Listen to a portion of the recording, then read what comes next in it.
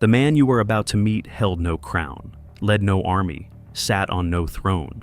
And yet, every king in Europe needed his permission to stay in power. Every pope in Rome needed his money to keep the lights on. And one man's greed so enraged a monk that it split Christianity in half and ignited a century of war that killed 8 million people. Jakob Fugger, net worth $400 billion, 2% of all of Europe's GDP. You have never heard his name in a history class. He is not in the conversation with the Rothschilds or the Rockefellers, but Jakob Fugger was richer than all of them and more dangerous than any of them. This is the story of the man who rewrote the rules of money, religion, and power in a single lifetime. The man they called God's banker. Augsburg, Germany, 1459. A city that hummed with commerce. The financial heartbeat of the German world. Into this city, into a merchant family already comfortable but not yet powerful, Jakob Fugger was born. He was 10 years old when his father died. 10 years old, no father. A family business to inherit one day, and a world that showed no mercy to those without resources. His mother made a decision that would change history. She sent him to Venice. Venice in the 1470s was not just a city. It was the commercial capital of the known world, a crossroads of East and West, a place where fortunes were made in the morning and dynasties were built by nightfall. And young Jakob, a German merchant's son who had lost his father, absorbed everything. Business strategy, investment principles, the subtle art of reading power. He watched how Venetian bankers moved, how they spoke to nobles, how they made rulers feel like equals, while quietly holding all the cards. He was learning something deeper than commerce. He was learning how money becomes power. When he returned to Augsburg, he carried Venice with him. And his timing was perfect. Between 1480 and 1560, a wave of mining innovations swept Europe. New techniques for extracting silver, copper, and gold from deep underground were transforming entire economies. Demand for precious metals was exploding, and Jakob Fugger saw what others missed. He abandoned textiles, he walked away from the comfortable family trade, and he went into mining. That single decision would make him the wealthiest private individual in the history of Western civilization. By 1485, Jakob Fugger had positioned himself in Innsbruck, the gateway to the richest mineral deposits in Europe. There he encountered a man who would become his first great opportunity, Archduke Sigismund of Tyrol. On paper, Sigismund was powerful, a high-ranking Habsburg noble controlling the silver and copper mines of Tyrol. In reality, he was broke. Years of lavish spending had hollowed out his treasury. He needed money. Urgently, desperately. He came to Fugger. Most lenders of the time demanded cash repayment. Fugger demanded something different. He did not want gold back. He wanted copper. The deal was simple in structure, revolutionary in concept. Fugger would lend Sigismund the money he needed. In return, if Sigismund could not repay, Fugger would claim the copper and silver directly from the mines. The loan was backed by the physical asset itself, the world's first collateralized lending system. In an era when financial transactions were informal, verbal, and deeply risky, Fugger had just created the foundation of modern secured lending. It meant he could not lose. If Sigismund repaid, Fugger collected interest. If Sigismund defaulted, Fugger collected the mines. Within a decade, he controlled Europe's largest mining empire, silver mines in Tyrol, copper mines in Hungary and Slovakia, the metallurgical processing plants that turn raw ore into wealth, not just selling copper, owning the entire supply chain from rock to market. Imagine one person today owning every gold mine on Earth, every lithium deposit, every rare earth supply. That was Jakob Fugger in 1500. Mining made Fugger rich. Politics made him untouchable. When Archduke Maximilian of Austria, son of Emperor Frederick III, set his eyes on becoming Holy Roman Emperor, he faced one immovable obstacle. He had no money. Imperial campaigns, bribes for princes, gifts for cardinals, armies to move, cities to impress. All of it required capital that Maximilian simply did not have. He came to Fugger. Fugger lent him 800,000 florins, enough to reshape the entire political landscape of Europe. In return, this time, Fugger did not ask for copper. He asked for land. Maximilian delivered. In 1486, Maximilian rose to King of the Romans.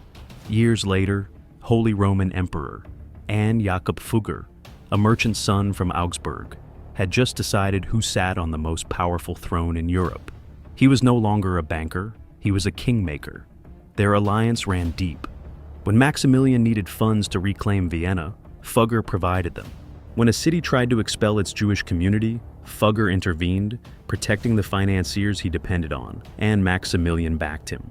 By 1513, the emperor extended legal protection to Jewish communities across the empire, an apparent act of tolerance. In reality, another example of Fugger's invisible hand, steering imperial policy. He commanded no army. He wore no crown. But no decision of consequence in Europe happened without his money behind it. By 1514, Fugger had conquered politics. There was one institution left: the church. That year, one of the most powerful religious positions in all of Europe became available: the Archbishop of Mainz, second only to the emperor in German political life, a seat of extraordinary wealth, influence, and connection. A young nobleman named Albrecht of Brandenburg desperately wanted it. He had one problem: he had no money. The price of the position, set by Pope Leo X, was 34,000 florins. In today's terms, approximately $4.8 million, paid directly to the Pope's personal account. Albrecht came to Fugger. Fugger paid. But now, Albrecht needed a way to repay Fugger. And this is where the story darkens. The solution they chose would trigger the most consequential religious crisis in 1,000 years. Indulgences, certificates sold by the church that promise buyers a reduced sentence in purgatory, salvation for a price. The church's official story was that the money would fund the construction of St. Peter's Basilica in Rome. The real story: half the money went directly to Fugger's vaults, the other half to Pope Leo's treasury. They hired a salesman, a showman named Johann Tetzel. He traveled from town to town with a decorated chest, depicting the devil himself, and a practiced speech that promised the forgiveness of every sin a human being had ever committed. He even had a sliding price scale: 25 florins for royalty, 1 florin for laborers. Salvation, priced by income bracket. And it worked. The coins poured in, filling Fugger's vaults, filling the Vatican treasury, and filling the lungs of a young German monk with rage. Martin Luther did not come from wealth. He grew up in the silver mining communities of the Harz Mountains. His father worked as a master smelter. He had watched, from childhood, how families like the Fuggers operated, how they extracted wealth from the earth and from the people who worked it. And when he saw the church selling salvation, backed by Fugger's money, funnel through Albrecht's debts, something broke in him. In 1517, he nailed his 95 Theses to the door of the castle church in Wittenberg. A theological document, a furious indictment, a spark. Luther did not merely attack indulgences. He attacked the system behind them. He named Fugger directly, calling out the banking houses of Augsburg as instruments of corruption, greed dressed in religious clothing. To Luther, Fugger was not God's banker. He was the devil's accountant. 1 year later, 1518, Martin Luther found himself summoned to answer for his words. The interrogation took place for 3 days, inside Jakob Fugger's own palace in Augsburg, the most powerful banker in the world, hosting the interrogation of the man trying to bring him down. The irony was complete. Luther walked out, unbroken, and his movement, already lit, became a wildfire. The Protestant Reformation had begun, the single greatest fracture in the history of Western Christianity, powered in no small part by the fury at what Fugger's money had done to the church. To understand what Jakob Fugger actually built, you need to look at the full ledger, not just the profits, not just the power, everything. On one side of the ledger, he invented collateralized lending, the foundation of modern secured finance. He convinced the Catholic Church to legalize interest. In 1515, Pope Leo X issued a decree that charging interest was no longer sinful, provided loans involved labor, cost, or risk. Every mortgage, every business loan, every bond in the modern world exists partly because of that decree. He financed the construction of St. Peter's Basilica, the Sistine Chapel ceiling, painted by Michelangelo, made possible by Fugger's loans to Pope Leo. He started the tradition of the Swiss Guard, personally funding the mercenaries who protected the Pope, a tradition that continues to this day. He built the Fuggerei, the world's first social housing project for the poor. Still standing, still inhabited, still charging the same symbolic rent of 1 Rhine guilder per year. On the other side, he bankrolled the indulgence sales that triggered the Reformation. His financing of religious corruption fueled resentments that sparked the 30 Years' War. 8 million people killed, entire regions of Europe left in ruins, famine, disease, generational trauma across a continent. Traced, indirect line, back to the financial machinery Fugger built. That is the full ledger of Jakob Fugger. Extraordinary generosity and catastrophic destruction. Financial genius and moral recklessness. Inseparable. Simultaneous. Both completely true. Jakob Fugger died on December 30th, 1525. He left behind 2 million guilders in assets, a financial empire spanning Austria, Hungary, Slovakia, Rome, and beyond. A nephew, Anton Fugger, who would continue his work, and a world that would never be the same. The Reformation he helped ignite, without ever intending to, would burn for a century.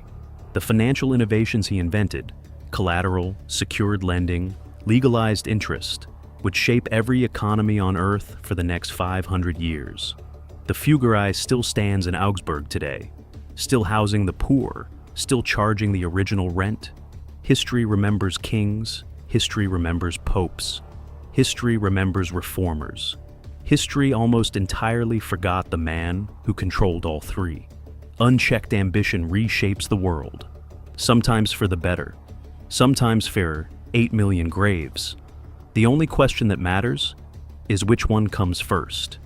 If you made it to the very end of this, you now know the name history tried to erase. Drop it in the comments. That is how I know how many of you stayed until the last frame.